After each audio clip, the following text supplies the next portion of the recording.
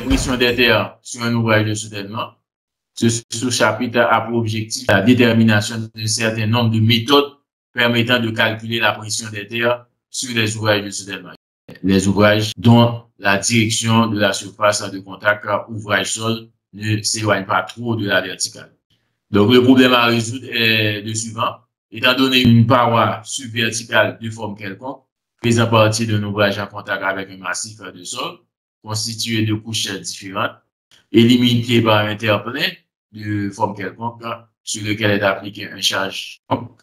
On va déterminer quelle est la grandeur et la répartition des contraintes sur cette paroi. Alors que dans les cas des murs froids et équerres, des dispositions constructives sont prises pour éliminer l'influence des pressions d'eau, pour qu'on puisse évaluer les différences de pression dans le cas des écrans.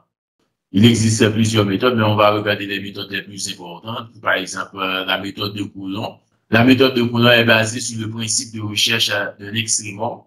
Et ce principe consiste à se donner une surface de glissement et à supposer que le massif de sol situé au-dessus de cette surface est un corps rigide à la limite du glissement. L'effort agissant sur le mur et donc la réaction sur l'équilibre limite du corps solide dépend en effet de la surface de glissement spéculée. La surface de glissement la plus défavorable est celle qui donnera la valeur maximale de poussée ou minimale de butée. Et cette méthode de Coulomb permet de déterminer les forces de poussée et de butée limite s'exerçant derrière un écran ou bien un mur quelconque, sans considération de l'état de contrainte s'exerçant dans le sol derrière le mur. On va voir que cette méthode repose sur deux hypothèses. On va faire la première hypothèse, c'est que le sol se rompt, suivant une surface de rupture plane, passant par le pied de l'écran.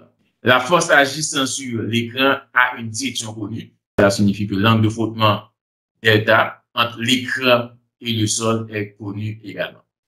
Donc, dans la méthode de Coulomb, on va supposer soit un ouvrage faisant un angle bêta avec la verticale et un terre-plein faisant un angle I avec l'horizontale. Le sol homogène qui le constitue est caractérisé par son poids volumique et l'angle de frottement interne.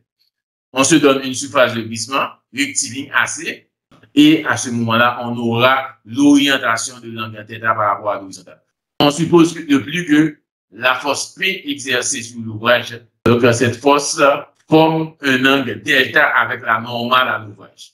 Un raisonnement par l'absurde fait comprendre que la condition que delta inférieur à l'angle de frottement interne doit être considérée.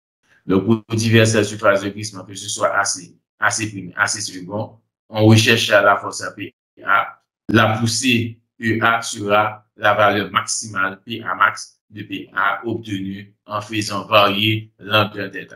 Les trois forces qui vont représenter sur cette figure ici, les forces qui sont en équilibre de translation et de rotation, qui agissent sur le volume ABC. Voici ABC, le massif considéré que nous avons supposé qui était rigide au départ.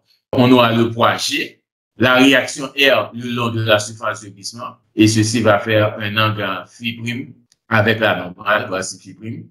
La réaction PA forme un angle delta avec la normale.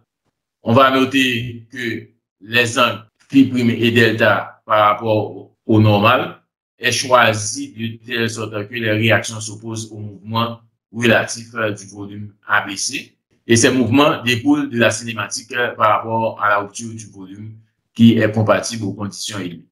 On peut montrer qu'on trouve un maximum PA max égal à EA pour une droite de glissement AC entre les positions extrêmes AD, voici AD qui est incliné de phi' sur l'horizontale, et AB, c'est l'interface sol-mur.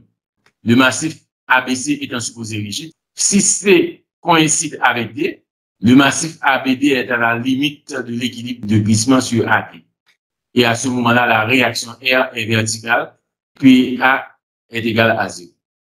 Maintenant, si C coïncide avec B, le poids G est nul, parce que C maintenant se trouve en B. Donc, encore une fois, la poussée sera nulle. Donc, c'est assez facile maintenant de pouvoir déterminer le PA max. OK? La recherche de PA max, ça peut se faire graphiquement. Si on porte la force PA en fonction de l'abscisse du point C, et à ce moment-là, on va obtenir la courbe P, C second, D'. Maintenant, il suffit de tracer une tangente par rapport à cette courbe pour qu'on puisse arriver à déterminer le PA max qui est égal à UA, et c'est la valeur maximale qu'on peut obtenir à partir de ces paraboles. Et ça va nous permettre de déterminer à partir de cette valeur maximale la surface de glissement correspondante. C'est une méthode assez simple qu'on peut déterminer en réalisant graphiquement le calcul de PA max qui est égal à UA.